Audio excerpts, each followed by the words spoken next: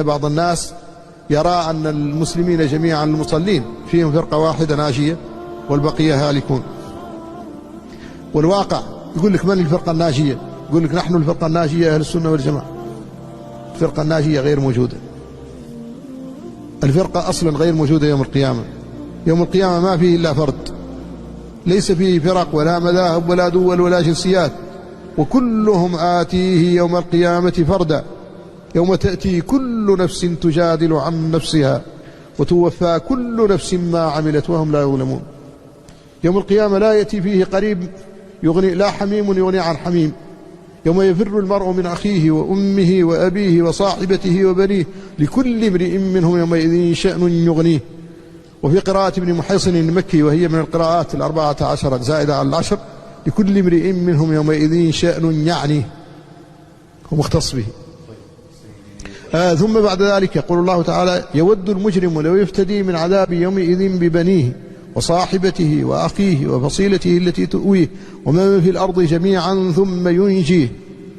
فلا يمكن أن تنجو فرقة بكاملها، ولا يمكن أن نحكم على فرقة بكاملها بالكفر أو بالضلال جميعا.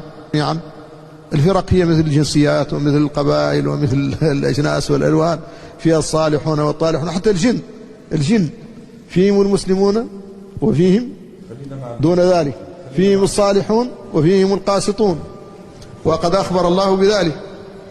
معنا الأخ عمر من سوريا يسأل عن حديث: تفترق أمتي إلى 73 فرقة، ما المقصود بهذا الحديث وهذه الفرقة من هي؟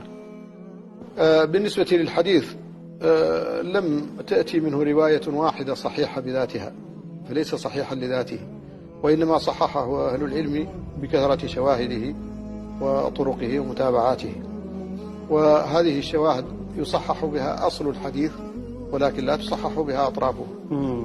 فلذلك نقول نعم، افتراق اليهود إلى 71 فرقة، وافتراق النصارى إلى 72 فرقة، وافتراق هذه الأمة إلى 73 فرقة، هذا القدر من الحديث صحيح. نعم. وهو يدل على أن هذه الأمة ستكون أكثر من اليهود والنصارى، وأيضا أكثر إعمالا لعقولها وأكثر تحررا. لأن البعض عاب بهذا الحديث أننا هل نحن أسوأ من اليهود والنصارى؟ لا، هو هذه يدلنا على أننا أكثر منهم اجتهادا وأكثر إعمالا للعقول وأوسع رحابة في العلم. هذا مع الطعن بزيادة ما زيادة كلها في النار إلا واحدة، وزيادة من كان على مثل ما أنا عليه وأصحابي، وزيادة كلها في الجنة إلا واحدة، كلها غير صحيحة. نعم. إذا ستفترق إلى 73، أغلبها يدخل الجنة إن شاء الله. إن شاء الله. هذه الفرق لا تبعث. التصور الصحيح أن يقال لهذا الأخ ولغيره: لا تظنن أنك بمجرد أن تكون من الفرقة الفلانية أنك تدخل الجنة بذلك. فكل إنسان يحاسب وحده يوم القيامة، لا على أساس فرقته ولا مذهبه ولا طائفته، وكلهم آتيه يوم القيامة فردا.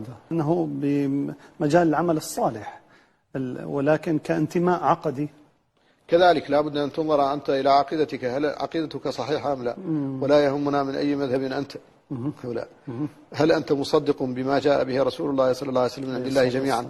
هل أنت مؤمن بصدق هذا الرسول الكريم؟ هل أنت مؤمن بأن هذا القرآن كلام الله؟